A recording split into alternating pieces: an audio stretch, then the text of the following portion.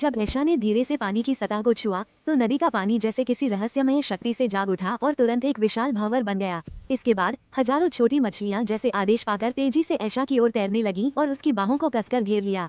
ऐशा बहुत डर गई और उसका शरीर कांपने लगा। उसने घबराकर अपने साथियों से मदद मांगी, लेकिन सभी साथी डर के मारे एक कदम भी आगे नहीं बढ़े। जब ऐशा का हाथ मछलियों द्वारा निगलने वाला था तो एक चौंकाने वाला दृश्य सामने आया। वे छोटी मछलियां चमत्कारिक रूप से एक हाथ में बदल गईं और ऐशा को किनारे पर खींच लिया। इस दृश्य ने उसके साथियों को हैरान कर दिया। इसके बाद मछलियां फिर से एक छोटी लड़की के रूप में बदल गई।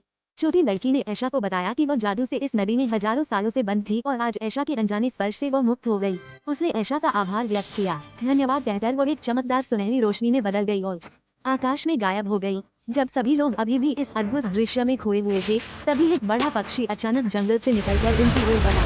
ऐशा की अचानक स्थिति से घबराकर उठी और भागने लगी, लेकिन वह गिर गई।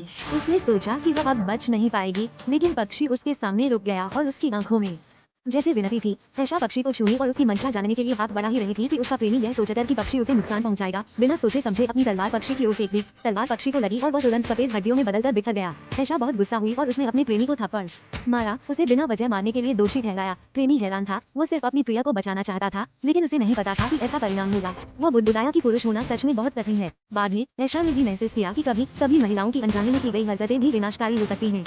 लाल किताब।